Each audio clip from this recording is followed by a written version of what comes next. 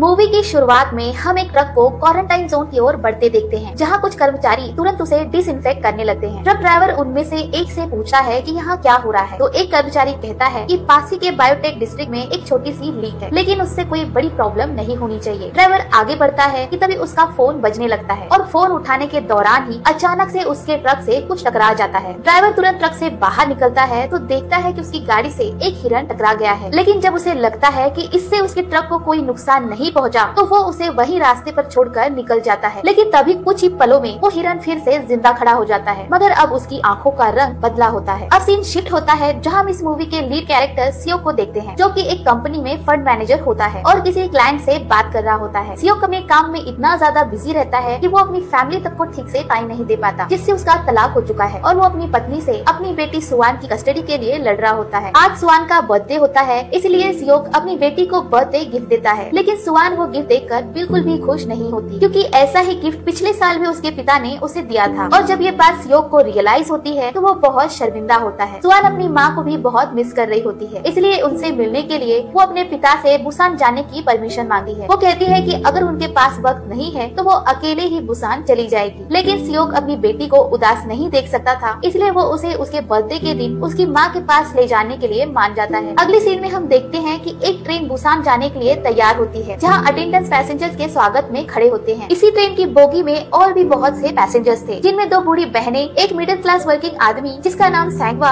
और उसकी pregnant wife संज्ञांग और कुछ बेसबॉल टीम के प्लेयर्स होते हैं। इसी टीम में एक योंगबुक नाम का लड़का भी होता है, जिसकी एक गर्लफ्रेंड होती है जो इस टीम की चीयर लीडर होती है और उसका नाम किम जिन ही होता है। सियोक अपनी बेटी सुवान को लेकर इसी ट्रेन में बैठ जाता है कि तभी सुवान बाहर कुछ लोगों की अजीब हरकतों को नोटिस करती है। साथ ही ट्रेन में एक सन की होमलेस आदमी भी चढ़ा होता है, जो कि ट्रेन के बाथरूम में छुपके बैठा होता है। और जब एक पैसेंजर ट्रेन के अटेंडेंट को इस बारे में बताता है तो वो उससे ट्रेन की टिकट मांगने लगता है, लेकिन वो आदमी बार बार एक ही बात दोहराता है कि सब लोग मरने वाले हैं, मगर अटेंडेंट उसकी बात समझ नहीं पाता। सुवान भी काफी क्यूरियस होती है, इसलिए वो भी वहाँ आ जाती है ये देखने कि यहाँ क्या हो रहा है। अब ट्रेन चलने ही वाली होती है कि तभी उस ट्रेन में एक चोट लगी लड़की चढ़ जाती है, जो काफी जख्मी होती है। वो ट्रेन में चलते चलते बेहोश होकर गिर जाती है और तड़पने लगती है और अब ट्रेन अपने सफर पे निकल पड़ती है। दूसरी तरफ सुवान वॉशरूम जाना चाहती है, इसलिए वो दरवाजे के बाहर खड़ी हो जाती है, जहाँ सैंगवा भी अपनी वाइफ का इंतजार करते हुए वहीं खड़ा होता है। वो सुवान को दूसरे बोगी का टॉयलेट यूज करने के लिए कहता है। इधर उस तड़पती हुई जख्मी लड़की को एक अटेंडेंट देख लेती है और उसकी हेल्प करने की कोशिश करती है, मगर लड़की की हालत काफी खराब लग रही होती है, इसलिए वो तुरंत मेडिकल टीम को इन्फॉर्म करती है। लेकिन तभी वो लड़की अचानक से ज़ॉम्बी में बदल जाती है और उस अटेंडेंट पे ही हमला कर देती है। दूसरी ओर सियोक की नींद खुलती है तो वो अपनी बेटी को गायब देखकर उसे ढूंढने लगता है। इधर अब वो अटेंडेंट खुद को छुड़ाने की कोशिश में उस बोगी में चली जाती है, जहाँ बेसबॉल टीम के प्लेयर्स बैठे होते हैं और इससे पहले कि वो सभी कुछ समझ पाते, ज़ॉम्बी अटेंडर को मारने के बाद दूसरे लोगों पे हमला कर देती है। तभी कुछ ही पलों में अब वो अटेंडेंट भी ज़ॉम्बी में बदल जाती है और अब हालात बद से बदतर हो जाते हैं और पूरे ट्रेन में भगदड़ मच जाती है, जहाँ उस बोगी के लोग दूसरी बोगी की तरफ भागने लगते हैं। साथ ही ट्रेन में जख्मी सभी लोग ज़ॉम्बी वायरस की वजह से ज़ॉम्बी में बदलने लगते हैं और जो भी उनके सामने आता है उसे काट लेते हैं। दूसरी तरफ सियोक अपनी बेटी को ढूंढते हुए उस बोगी तक पहुँच जाता है, जहाँ सभी लोग ज़ॉम्बी में बदल चुके थे और सियोक को देखते ही उसकी तरफ भागने लगते हैं। तभी सुवान भी वहाँ आ जाती है और अपने पिता को आवाज देती है। सियोक जल्दी से अपनी बेटी को उठा के भागने लगता है और किसी तरह खुद को बचाते हुए उस बोगी में जाता है, जहाँ अभी तक कोई ज़ॉम्बी में नहीं बदला होता, जिसके बाद वो तुरंत वहाँ का दरवाजा बंद कर लेता है। तभी बचते बचाते सैंगवा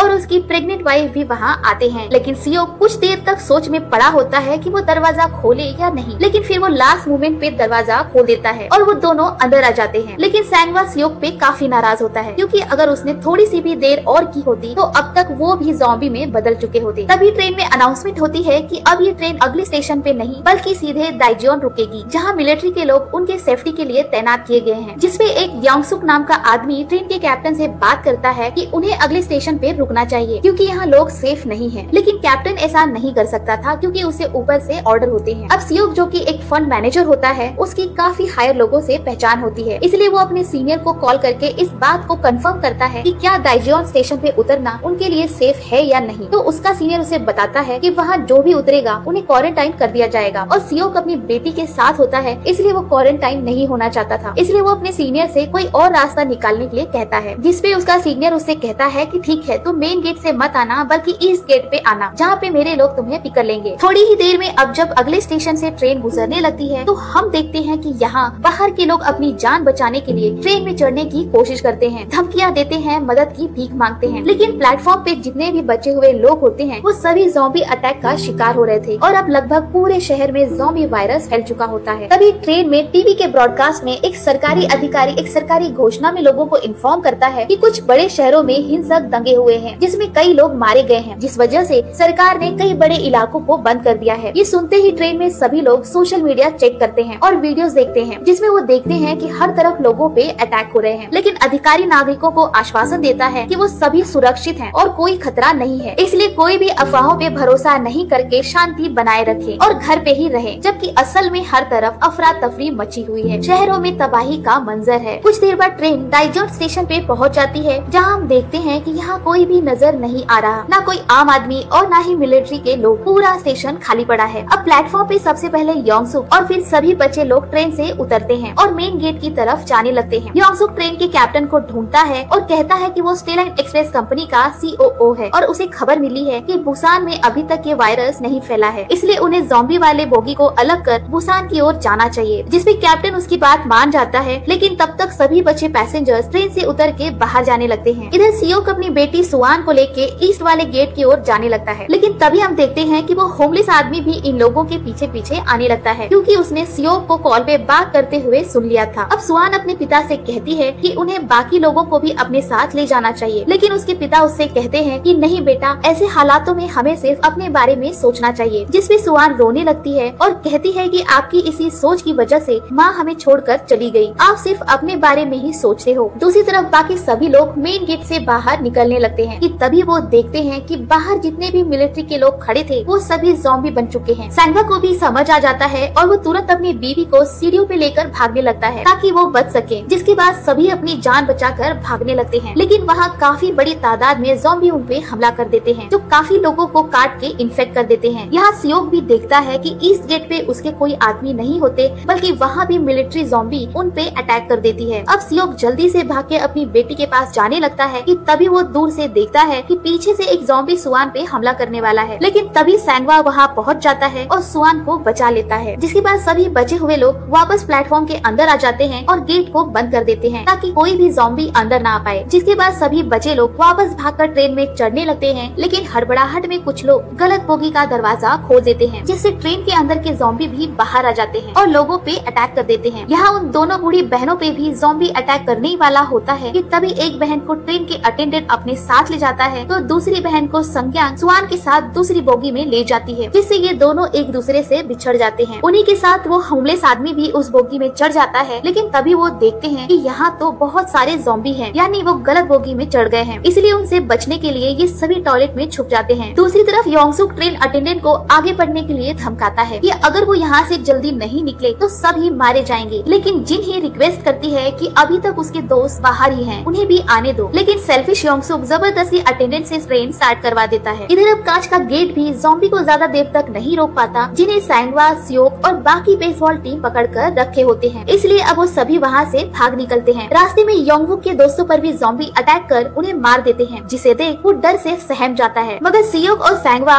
योंगवुक को किसी तरह संभालते हैं और अब चलती ट्रेन को पकड़ने की कोशिश करने लगते हैं, जहाँ ढेर सारे ज़ॉम्बी भी अब इन तीनों के पीछे पड़ जाते हैं। लेकिन आखिरकार ये तीनों बड़ी मुश्किल से ट्रेन को पकड़कर एक खाली बोगी में चढ़ जाते हैं। जिसके बाद योंगवुक जिन्ही को कॉल करके बताता है कि उसके सारे दोस्त मारे जा चुके हैं और अब वो सिर्फ अकेला ही बच पाया है, जो बाकी दो लोगों के साथ एक बोगी में है। इधर सैंगवा अपनी बीवी संज्ञान को कॉल करता है, लेकिन उसका फोन सुआन उठाती है, जो बताती है कि वो लोग जिस बोगी में चढ़े थे उसमें बहुत सारे ज़ॉम्बी हैं और उनसे बचने के लिए वो सभी एक टॉयलेट में छुपे हैं, जो कि बोगी नंबर 13 है, जबकि ये तीनों बोगी नंबर 9 में होते हैं और उन तक पहुँचने के लिए इन्हें 3 बोगी से होकर गुजरना होगा। जिसके बाद ये सभी ज़ॉम्बी से लड़ने की पूरी तैयारी करते हैं और आगे बढ़ते हैं। अब पहले बोगी में तो ये तीनों बड़े जोश से ज़ॉम्बी से लड़ते हुए आगे बढ़ते हैं, लेकिन जैसे ही ये दूसरे बोगी में पहुँचते हैं तो वहाँ अपने ही बेसबॉल टीम के दोस्तों को देख योंगवुक शॉक हो जाता है और उनसे नहीं लड़ पाता। लेकिन सैंगवा और सियोक उनसे बड़ी हिम्मत से लड़ते हैं, लेकिन तभी अचानक से ट्रेन एक टनल से गुजरती है, जिससे वहाँ अंधेरा हो जाता है और ये सभी नोटिस करते हैं कि अंधेरे में ये ज़ॉम्बी उन्हें नहीं देख पा रहे और इसी बात का फायदा उठाकर ये सभी वहाँ से बड़े आराम से निकल जाते हैं और दूसरी बोगी को भी पार कर लेते हैं। फिर कुछ देर आराम करने बैठ जाते हैं, जिसके बाद अगली बोगी को भी पार करने के लिए सियोक एक प्लान बनाता है। वो सैंगवा सैंगवा का फोन लेकर बोगी के बीच में फेंक देता है और फिर जब अगली टनल आती है तो उस पे कॉल करता है और जैसे ही वो फोन बजता है सारे ज़ॉम्बीज आवाज की तरफ भागते हैं और ये तीनों अंधेरे का फायदा उठाकर वहाँ से भी बिना लड़े बड़े आराम से निकल जाते हैं। जिसके बाद ये तीनों टॉयलेट तक पहुँचते हैं और एक दूसरे से मिलकर खुश हो जाते हैं। लेकिन तब तक टनल खत्म हो जाती है, इसलिए इससे पहले कि ज़ॉम्बी उन्हें देख लें, ये तीनों भी टॉयलेट में छुप जाते हैं। अब ये तीनों बोगी नंबर 15 में जाने के लिए प्लान करते हैं, जिसमें जिन्ही और बाकी पैसेंजर्स होते हैं। इसलिए योंगबुक जिन्ही को मैसेज करके बताता है कि वो सभी उनके बोगी में आ रहे हैं, तो दरवाजा खोल के रखें। लेकिन जब ये बात जिन्ही अपने बोगी के लोगों को बताती है तो सेल्फिश योंगसुक सबको भड़काता है कि क्या गारंटी है कि वो लोग इन्फेक्टेड नहीं होंगे। अगर वो इन्फेक्टेड हुए तो हम सभी मारे जाएंगे। इसलिए अब बाकी लोग भी योंगसुक की बातों में आ जाते हैं और दरवाजा खोलने से मना कर देते हैं। जिन्ही सबसे मदद करने की भीख मांगती है, लेकिन कोई भी इसके लिए राजी नहीं होता। इधर प्लान के मुताबिक ये सभी अगले टनल के आते ही ज़ॉम्बी से भरे बोगी को पार करने लगते हैं, जहाँ सभी लगेज रैक्स के सहारे आगे बढ़ते हैं। इसी बीच सियोग ज़ॉम्बीज का ध्यान भटकाता है और ये नीचे उतर जाते हैं, लेकिन नीचे उतरते समय वो होमलेस आदमी गलती से गिर जाता है। इसलिए सियोग उसकी मदद करने के लिए उसके पास जाता है कि तभी टनल खत्म हो जाती है और ये सभी वहीं छुप जाते हैं। सैंगवा उन दोनों को जल्दी से वहाँ से निकलने के लिए कहता है, लेकिन गलती से उस होमलेस आदमी का पैर एक कैन पे पड़ जाता है, जिससे अब ज़ॉम्बीज भी इनके पीछे पड़ जाते हैं। ये लोग जल्दी से भाग के उस तरफ के लोगों को दरवाजा खोलने के लिए कहते हैं, लेकिन योंगसुक की वजह से कोई दरवाजा खोलने के लिए राजी नहीं होता। अब एक तरफ योंगबुक दरवाजा खोलने में लगा होता है तो दूसरी तरफ सैंगवा और सियोग ज़ॉम्बीज को रोकने में लगे होते हैं। बीच में संग्यांग, सुआंग और वो बूढ़ी औरत एक कोने में सहमे खड़े होते हैं कि अब न जाने क्या होगा, मगर योंगबुक किसी तरह दरवाजा खोल ही देता है और उन सभी को दूसरे बोगी में ले जाता है। लेकिन इसके लिए सैंगवा को अपनी जान की कुर्बानी देनी पड़ती है ताकि वो तब तक ज़ॉम्बीज को रोके रखे जब तक दरवाजा खुल नहीं जाता। सैंगवा आखिरी वक्त में सियोग से कहता है कि वो उसकी बीवी का ख्याल रखे। जिसके बाद ज़ॉम्बी सैंगवा और उस बूढ़ी औरत को भी मार देते हैं। अब सियोग दूसरे बोगी में आने के बाद योंगसुक पे काफी गुस्सा करता है कि अगर उन्होंने सही समय पे गेट खोल दिया होता तो आज सैंगवा और वो बूढ़ी औरत जिंदा होते। लेकिन सेल्फिश योंगसुक उल्टा सबको भड़काता है कि ये सभी ज़ॉम्बीज के बीच से गुजर के आए हैं, तो हो सकता है कि ये सभी इन्फेक्टेड हो और हमें भी इन्फेक्ट कर दे, इसलिए इन्हें दूसरी बोगी में जाना चाहिए। जिसमें सभी उसकी हाँ में हाँ मिलाते हैं और उन सभी को दूसरी बोगी में जाना पड़ता है। इनके साथ जिन्ही भी दूसरे बोगी में चली जाती है। जिसके बाद सभी लोग उस दरवाजे को अच्छे से लॉक कर देते हैं, जिससे वो वापस इस बोगी में ना आ सके। वहीं दूसरी ओर हम देखते हैं कि उस बूढ़ी औरत की बहन जो एक दूसरे से दाइजोन स्टेशन पे बिछड़ गए थे, वो अपनी बहन को ज़ॉम्बी बना दे काफी सदमे में होती है और क्योंकि